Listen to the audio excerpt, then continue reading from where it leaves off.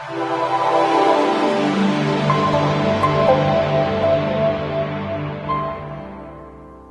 बंगाल में अगले साल चुनाव होने वाले हैं। इस मद्देनजर बीजेपी ने अपनी तैयारी तेज कर दी है। शनिवार को केंद्रीय गृह मंत्री अमित शाह ने 2 दिन के बंगाल दौरे पर पहुंचे हैं। अपने दौरे के दौरान सबसे पहले अमित शाह ने कोलकाता स्थित रामकृष्ण मिशन में जाकर स्वामी विवेकानंद को नमन किया। इसके बाद उन्होंने एक रैली को संबोधित किया। शाह के कोलकाता पहुंचने के बाद राज्य में सियासी हलचल तेज हो गई है। खुदीराम बोस और रामकृष्ण आश्रम में स्वामी विवेकानंद को नमन करने के बाद शाह ने सिद्धेश्वरी मंदिर में पूजा अर्चना की। इसके बाद अमित शाह, बीजेपी के महासचिव कैलाश विजयवर्गीय और बंगाल बीजेपी के चीफ दिलीप घोष ने पश्चिमी मिदनापुर के बेलीजुरी गांव में एक किसान के घर पर लंच किया। अमित शाह ने स्वतंत्रता संग्राम सेनानी खुदीराम बोस को पश्चिम मिदनापुर स्थित उनके पैतृक गांव में जाकर श्रद्धांजलि दी। शाह ने बोस के परिवार के सदस्यों से मुलाकात की और उन्हें माला पहनाकर सम्मानित भी किया। रैली को संबोधित करते हुए अमित शाह ने कहा कि ममता बनर्जी ने भाई भतीजावाद को बढ़ावा दिया है। ममता बनर्जी ने माँ, माटी, मानुष की परिभाषा बदल दी है। उन्होंने कहा कि चुनाव आते आते ममता बनर्जी अकेली रह जाएंगी। शाह ने दावा किया कि 200 सीटों के साथ बंगाल में बीजेपी की सरकार बनेगी। हमारे साथ एक एमपी, 9 एमएलए, एक एक्स मिनिस्टर,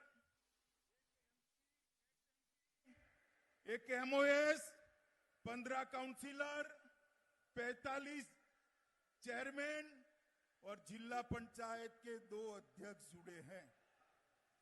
शुभेंदु भाई के नेतृत्व में कांग्रेस, तृणमूल, सीपीएम, सब पार्टी से अच्छे लोग आज भारतीय जनता पार्टी में नरेंद्र मोदी के नेतृत्व में काम करने के लिए भाजपा जोड़ रहे हैं। दीदी कहती है कि भारतीय जनता पार्टी दल बदल कराती है। दीदी, मैं आपको याद कराने आया हूं, आपकी मूल पार्टी कौन सी है? तृणमूल कांग्रेस थी क्या? जब आप कांग्रेस छोड़कर तृणमूल बनाई तब वो दल बदल नहीं था। आज भाई शुभेंदु अन्याय के खिलाफ, बंगाल की जनता के शोषण के खिलाफ आपका साथ छोड़कर मोदी जी के साथ आ रहे हैं। आपको दल बदल लग रहा है दीदी, मगर दीदी ये तो शुरुआत है। चुनाव आते आते आप अकेली रह जाएगी। चुनाव आते आते जिस प्रकार की सुनामी को मैं बंगाल में देख रहा हूं, मित्रों, इसकी कल्पना शायद ममता दीदी ने नहीं करी होगी। इसका कारण है इतने सारे लोग क्यों पार्टी छोड़कर भारतीय जनता पार्टी में आते हैं? क्योंकि मित्रों, एक आदमी जब दल बदलता है तो काफी सोच विचार कर बदलता है। क्योंकि ये जो लोग आ रहे हैं वो मां, माटी, मानुष के नारे के साथ निकले थे। नारा किसी भी पार्टी का हो, बुरा नहीं होता, मगर आपने क्या करा? मां, माटी, मानुष के नारे को तोलबाजी, तुष्टीकरण और भतीजावाद में परिवर्तित कर दिया। और आज सुबह में अखबार देखता था, कुछ बड़बोले नेताओं ने कहा तृणमूल को कोई हरा नहीं सकता।